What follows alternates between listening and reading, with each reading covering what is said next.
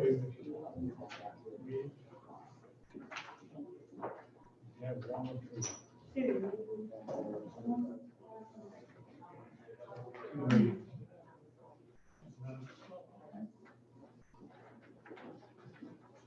I reviewed them online and I didn't see anything, so I'll make a motion to approve. Motion been made by Mary, Second.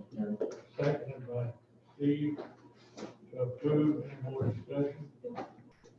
All in favor of the motion, indicate by saying aye. Aye. Opposed, ayes have it, 3-0.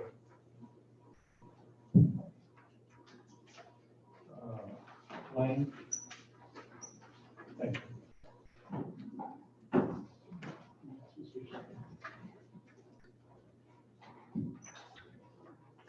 General County, $84,905.84. Court System, $30,235.67. Highway Department, $102,387.72. Sheriff's Department, $22,727.82. ACH, $7,980.18. CAW one, $4,422.62. CAW two, $21,897.99. CAW three, $5,222.99. CAW four, ACH 25,000 even.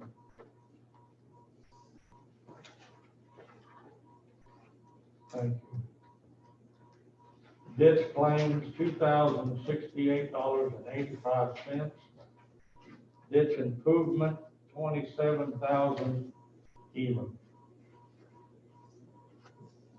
COVID-19 response grant 250,000 even.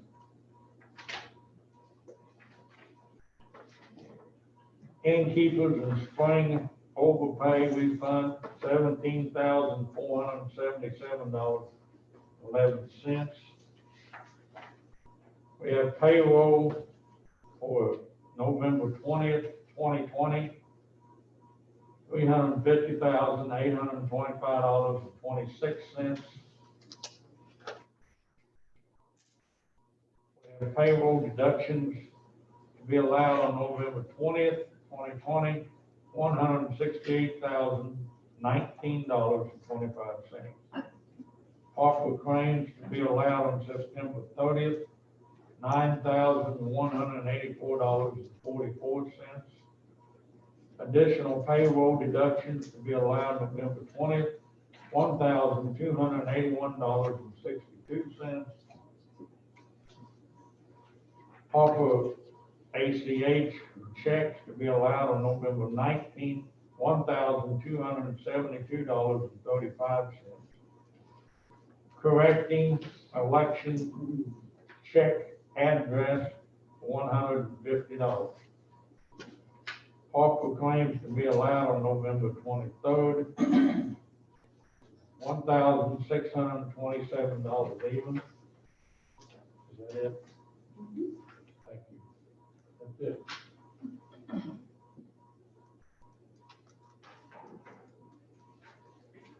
Chairman, having reviewed the claims, I move to accept the claims. Motion been made by Steve, I'll second. seconded by Mary to approve claims. Any discussion? All in favor, indicate by saying aye. Aye. Opposed, ayes have it, 3-0.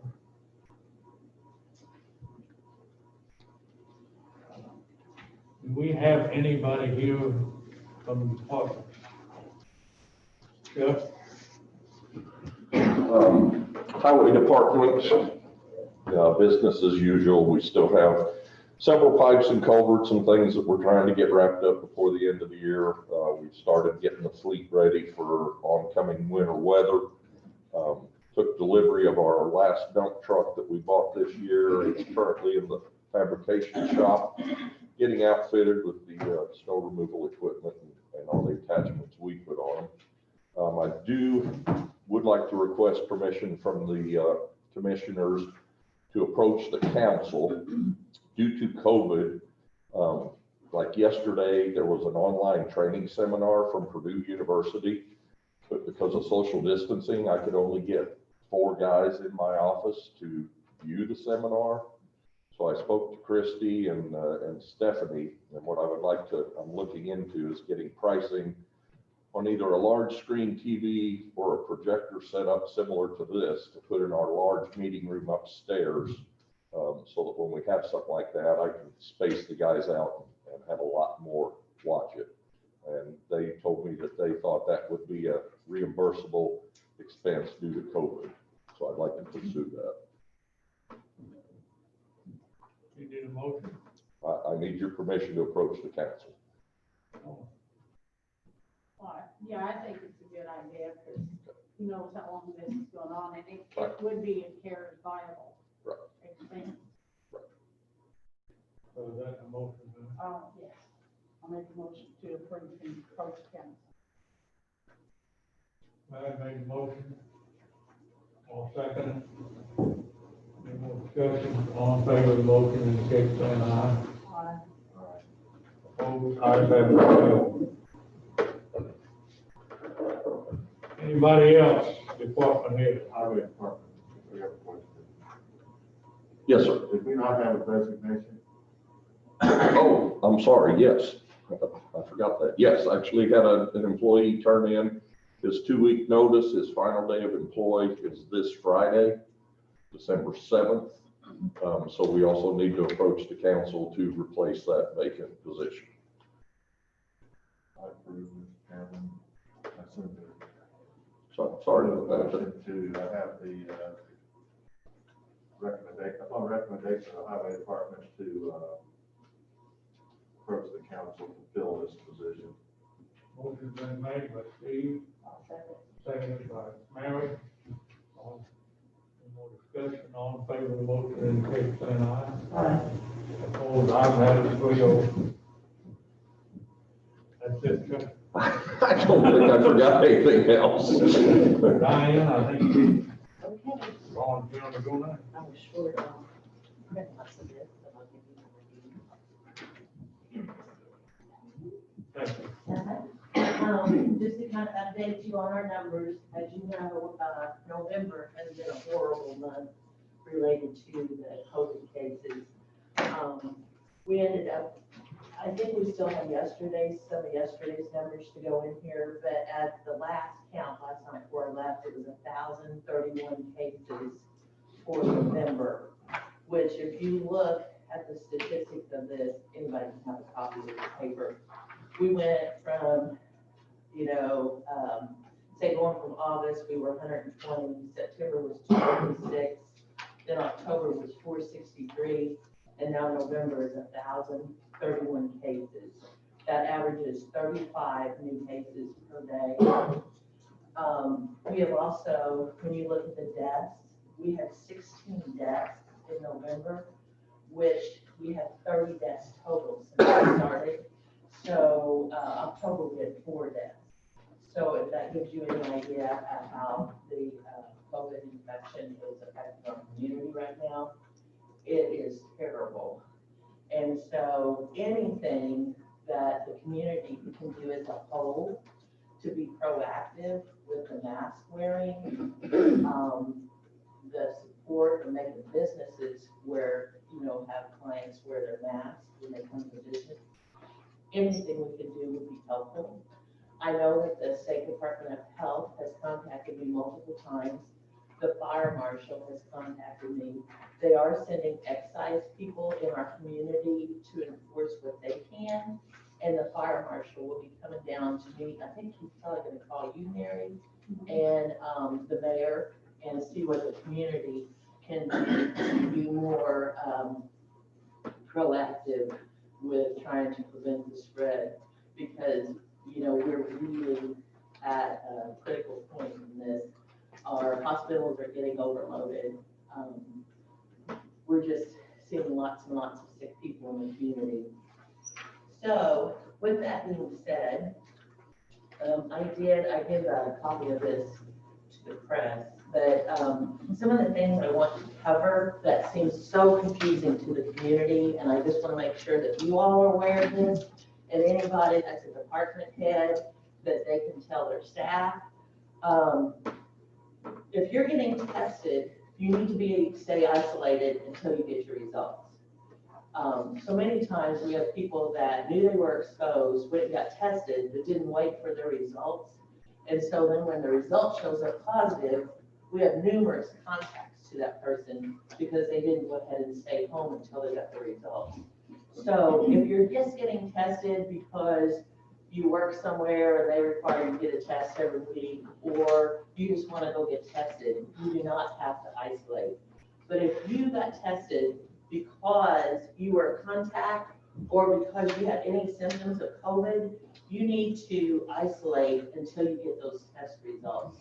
So you're not spreading it in the community. Once a person tests positive, you have to quarantine for 10 days. That's from the onset of your symptoms or your test date. So, and that being day 0, and then you count forward 10 days, you come out on the 11th day. Lots and lots of confusion with that in the community. Now, if you're a close contact, you quarantine for 14 days. And that's from your last exposure to the infected individual. So what people are getting confused with that is that 10 and 14 day rule. 10 days is because you, as an infected person, have a viral load that you're spreading that to everybody around you within that 6 feet radius, or household members. We're seeing tons and tons of families, lots of families, that the whole family's getting it. Because once it's in the household, it kind of spreads like fire. So basically keep in mind that the whole 10 days that you're in isolation, or the 10 days that from when you get sick or from when you have a positive test, you're spreading it to everybody around you. The people that were around you then have to quarantine for 14 days due to they can develop that infection at any time within that 2-week period, and they're contagious 48 hours before they show any symptoms. So if you wait until you're symptomatic, you probably already spread it to all your coworkers. So those are the biggest things that we're having trouble with. And then the other thing is that if you live in a household and you cannot isolate, and by isolate, I mean have a separate bedroom, use a separate bathroom, you can't be in the living room watching TV with people, you can't be eating dinner with them, you have to isolate to your room. Then if you live in a household like that, those people, if they can't isolate, has to be in quarantine for up to 24 days. And that's due to, they don't start their 14-day quarantine until after the infected person has their 10-day quarantine. And there's tons of confusion with that.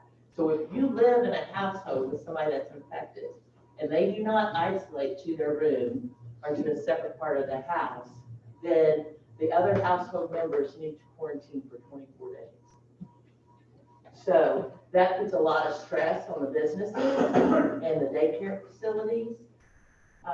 So we're seeing lots and lots of problems in the community related to that. So if anybody has any questions, and that's why I'm trying to get across, if we're not able to reach out to those that are positive, feel free to tell them to call the health department, and we'll try to answer their questions and provide them with the appropriate letters for their employer, and we can all help with that. So I just wanted to make sure everybody in here at least knew what to tell their employees and to get out to the community. Question. Yeah. What, give your definition of exposure. Okay, an exposure is anybody within 6 feet for over 15 minutes. Okay. If you live in a household with someone that's positive, you can count yourself as an exposure. Because you're eating at the same table, you're hanging out in the living room, the household members are exposures. Only get 6 feet for 15 minutes, correct? In other words, not just passing through a room. Right, unless, what the state has said is if you're a household member, the only reason that you would not be considered a close contact is if, like, say, my house has 2 floors and my older kids live on the bottom floor and I hardly ever see them. You know what I mean? They have their own bathroom, they have their own bedroom, that kind of thing. But if you're eating dinner with them, that's considered close contact in a household setting. Now, is the county, what color are we right now? Orange? We're still orange, we're like, erase it on, we're at 2.5. We were just hovering to switch over to that 3 last week, I thought we was going to. I don't know how we won't go to a 3 this time, which will make us red. And so with that being said, you know, we're trying to be very proactive and stand by the governor's order of events less than 50 people, because it is so bad in our community right now. So any kind of, we do not want public Santas where little kids are just constantly going up on Santa's lap. You know, if you have to have a Santa, he has to be separated from the kids. If you're having any kind of event, it cannot have over 50 people at this time. Okay, Okay? thank you. Uh-huh. Any questions? Because I've got a meeting with the state, so I'm gonna go ahead and go. Okay, thank you for coming. Uh-huh. Terry? Since the last commissioners meeting, the governor put out a executive order on November the 20th. It has to do with another allocation of COVID money. It's referred to as the Safety Awareness Fund. This amount of money for the state of Indiana is awarded. It was $20 million. And each of the counties and communities in the state were awarded 10% of basically what their allotment was through the CARES Act. This amount of money basically is projected for the health department because it deals with awareness, education, and compliance and requirements of COVID. So I've worked with the health department. They have all the documentation. There's a little bit of work they have to do, submitting their plan and payroll. And the biggest issue with all this, and it's not just the county of Gibson or the communities, state of Indiana has a time limit on this, and all the communities are hustling trying to spend this money, and it's going to be spent by December 3rd. Along with that, we continue to go to the council with the CARES funding that we have for this county, that we're approaching them for resources, items that we necessarily need. We need to get that spent before the end of this month as well. And it's just trying to encourage the council that this is a necessity, because this money's treasury money, and if we don't spend it, it's going to go back. Thank you. Questions? Matt? I'll start with the park, getting ready to finish the final permits, get them submitted, hopefully get them back by the end of the year, go out for bid. First of 2021, construction in the spring. That would be the lake, fishing pier, bathroom facility, sidewalks, connect everything, putting ADA compliant rubber mulch down at the playground facility. And then asset management plans were due today to be available for community crossing 2021. I submitted it probably a week and a half ago, got done early. So we will be available for community crossings in January. We don't know what kind of funds available yet, but we'll see what they have. And then I'm purchasing a bridge package for a bridge over Oakland City. Kind of held some money back in bridge to see how the year would play out with COVID. We're not seeing any effects on the bridge fund. We're purchasing a bridge package this year to be installed next year. Purchase packages and materials and then have a contract for installation next year. We ordered the culverts, ordered guardrail, the money kind of held back. They've been delivered. We invoiced for all that stuff today. So, looking forward to next year. Any questions? Thank you. Thank you. Health Department? Diane gets finished. Jim? We're still working on our monthly report. I believe this week, April 1st, so we're wrapping up November September. We're still trying to catch up from the last couple of weeks whenever Ray was kind of busy. I did get a hold of Demir. The new ambulance we purchased should be here in 2 to 3 weeks. Should be taking delivery on that soon. That's all I have. Good. Thank you. Anybody else, department heads, floodplain, do you have anything? Okay. Sheriff? Just like to present the jail count that we have going on in the jail. Got 108 total inmates, 97 of those are in jail, 11 in work release, 80 males and 20 females in our facilities. Thank you.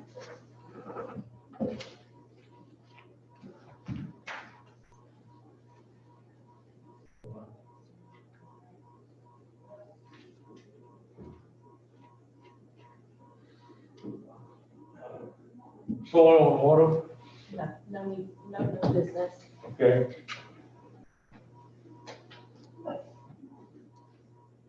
Okay, we'll move on, old business, employee handbook, Jim. Well, we sent out the employee handbook, the auditor's office has been working with me throughout the year to update that. And to send it to you to look at, if you have any changes or anything. I'll second that. Motion's been made for Steve, seconded by Mary. Any more discussion? Indicate by saying aye. Aye. Opposed, ayes have it, 3-0. Okay. Clerk's report. And we got no sheriff. I didn't think so.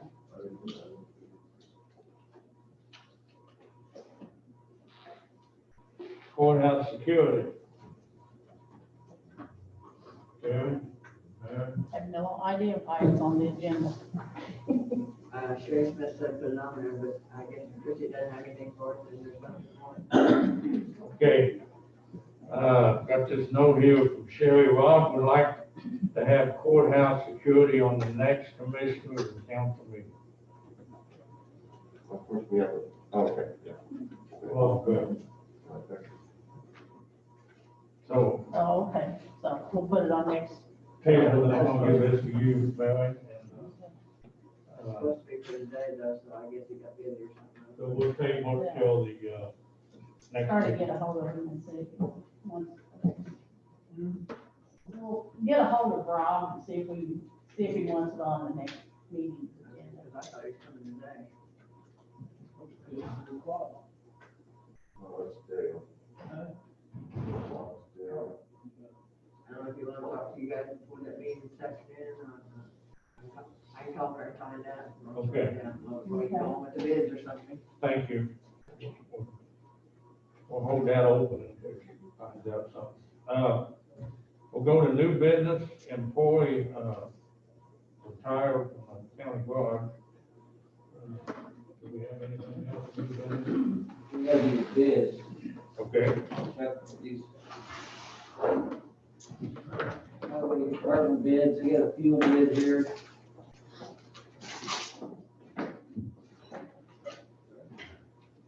$87 octane, $89 octane, Wabash Valley co-op. $87 octane at $1.84, $89 octane $1.94. Diesel 2.209, premium plus. Gold off-road 1.727. Wabash Valley.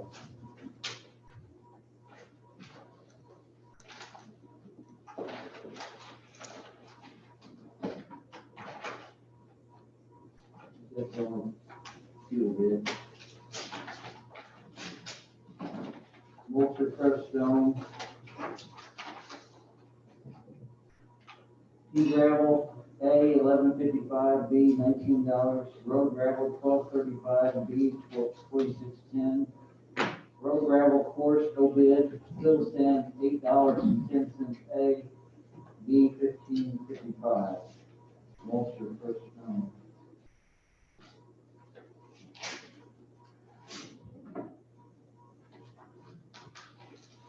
Mulcher Press Stone on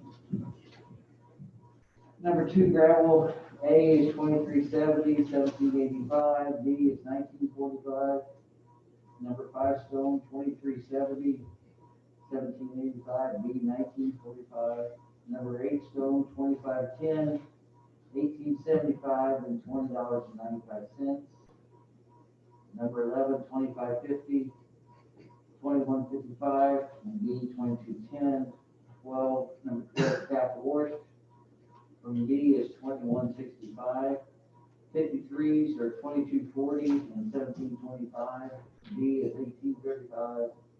Rip Rap 2560 and 2105, and B is 2210. 18 Rip Rap 2735 and 2205, and B is 2260.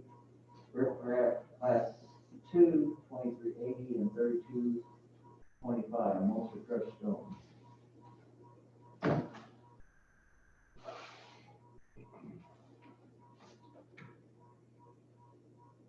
Rogers Group.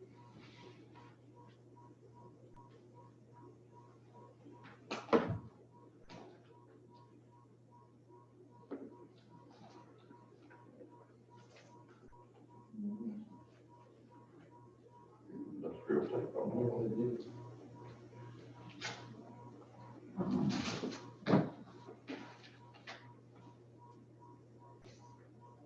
Rogers Group.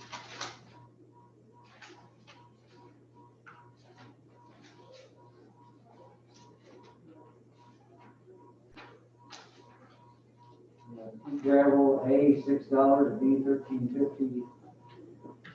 Road gravel, no bid. Road gravel quartz, no bid. Fill stamp, $3 from $10.50. Number two, $6, B, $20.25. Number five, $8, B, $22.25. Number eight, $8.50, B, $22.75. Number 11, $10, B, $24.25. 12 cap washed, $5.50 and $19.75. 53s, $3, $17.25.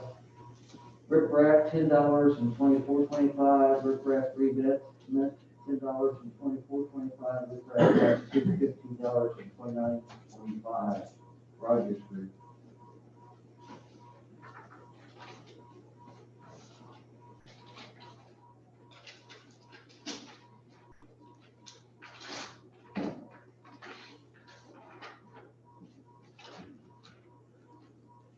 Asphalt Materials Incorporated, AE 90, $9.95, 1.985, AE 90S 2.285, AEPL 1.985, ATF 1.485. Number two, $1.90, $2.20, $1.90, and $1.40.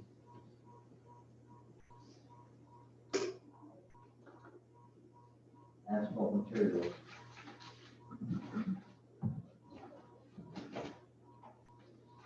Then we have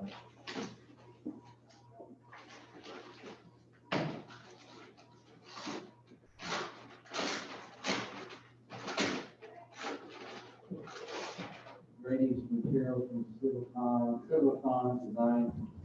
This is all your aluminum box culverts, plates, steel plates, plastic liners, storm units, erosion control fabric, precast bridge boxes, steel, concrete beams, guardrail.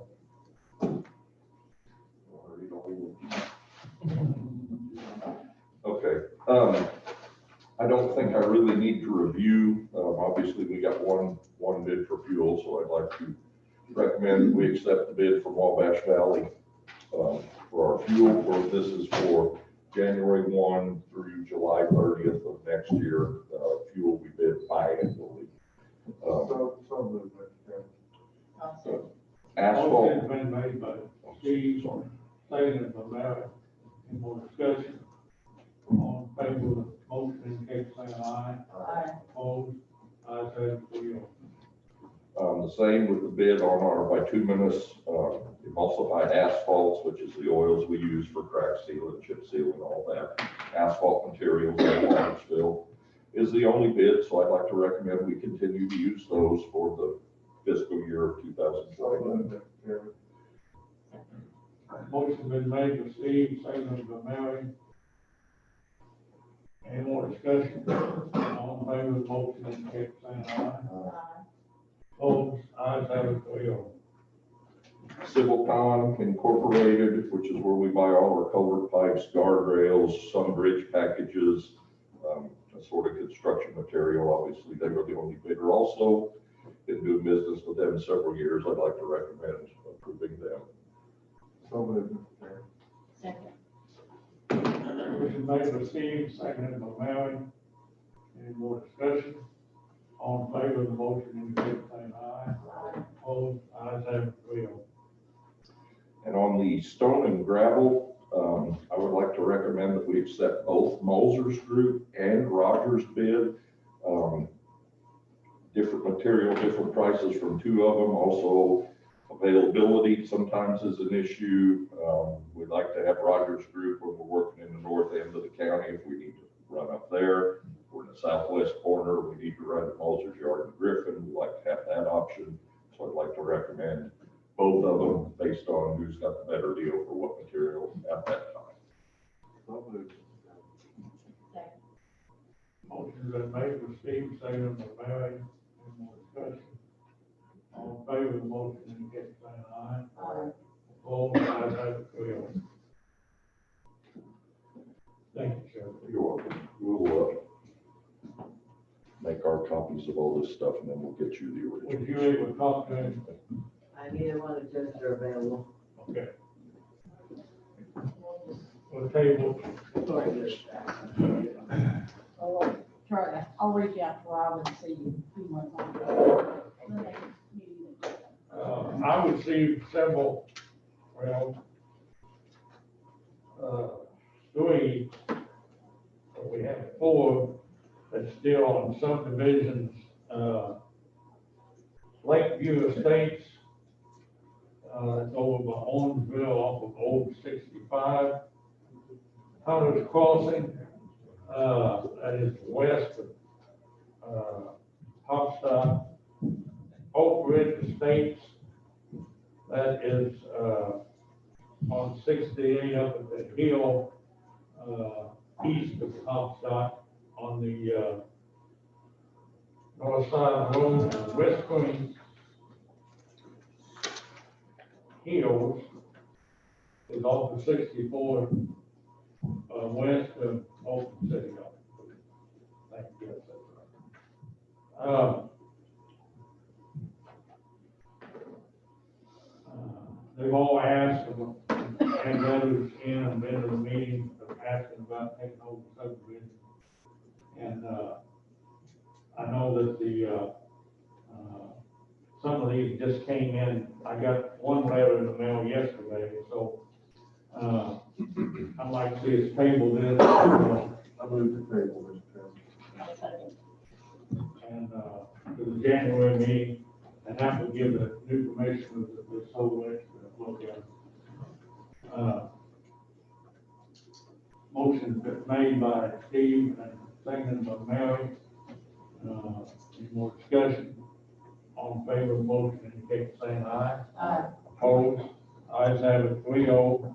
The table until the January meeting.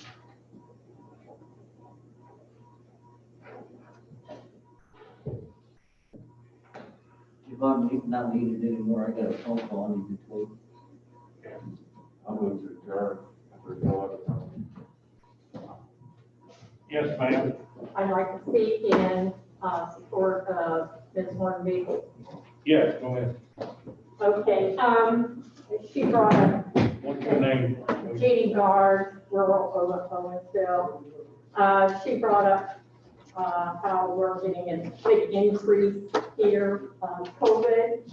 And the IU Fairbanks School of Public Health did 3 different studies, one in the spring, one in the summer, and they just finished up one. And as of November 20th, probably from what they've been able to extrapolate from their tests, they do both COVID tests and antigen tests or antibody tests. And they extrapolated probably over 10.5% of Hoosiers have already had COVID. Now, if we kind of look at our population in Indiana, that's 6.7 million approximately, and so approximately 710,000 have been affected.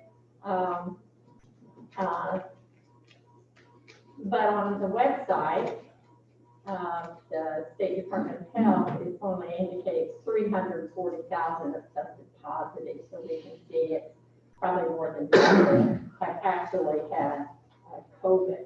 So what we're seeing here, just think about how many probably actually are affected.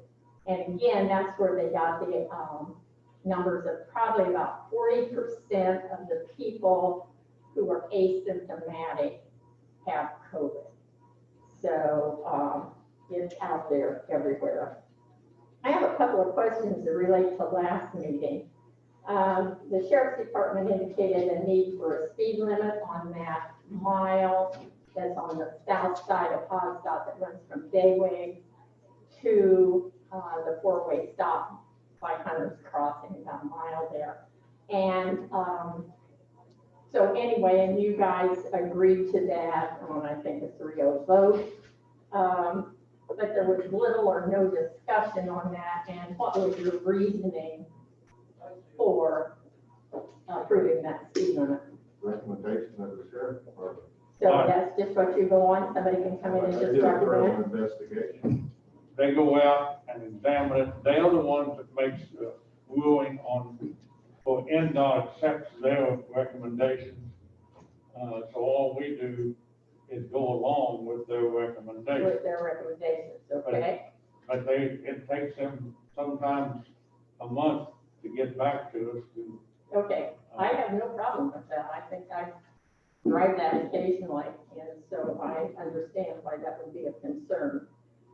Okay, another question I had was, at the last meeting, and I know it's posted on the door, that this building is now closed, except by appointment only, is that correct? That's right. Okay, and for what was your reasoning for doing that? COVID-19. Okay, so it was a health and safety? Yeah. Okay, all right. So with that, I would also think, if you're willing to do that to protect the people in this building, we ought to think about the greater good of protecting people by maybe doing something more for mass enforcement. And if you can't do enforcement, maybe you could give a strong endorsement, if not enforcement, for that. So also, per your direction at the last meeting, I did contact Mr. Hedges as to the status of Gibson County's part of the 20 million, and he indicated that Gibson County would get $108,531 based on population to be used for reviewing or implementing safety plans. It could be used for site inspection of businesses and public education.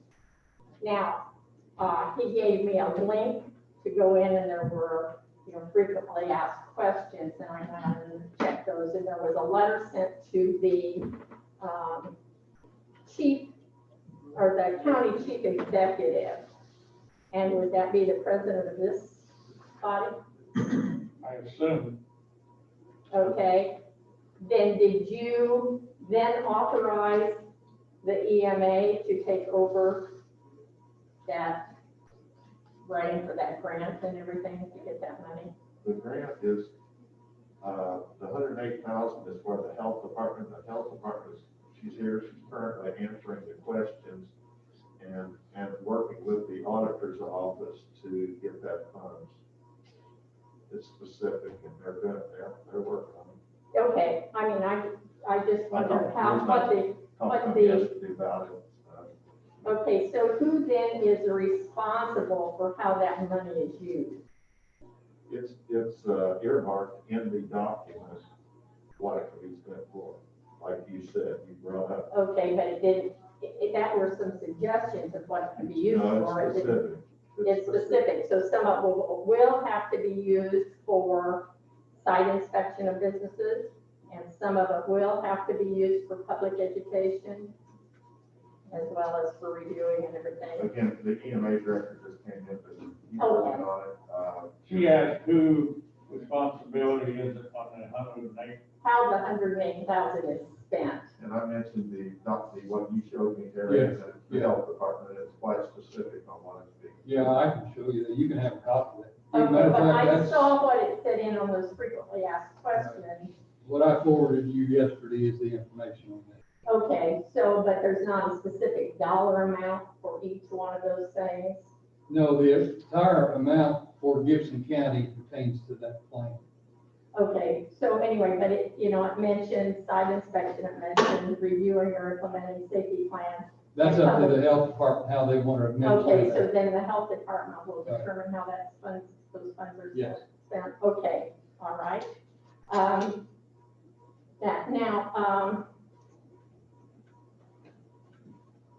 Anyway, I had a couple of things that I saw that I thought backed up a lot of what Ms. Hornby was saying about we need to really, really enforce mask wearing or encourage people. Dr. Lauren Ansel Myers of the University of Texas at Austin is a mathematician that works on modeling or predicting what might happen with the COVID. She's worked with the CDC, the President's COVID Task Force, as well as local government officials in Austin. She said the big question that she gets asked is, okay, now what's going to happen? And her response is, it depends. It depends on what people do.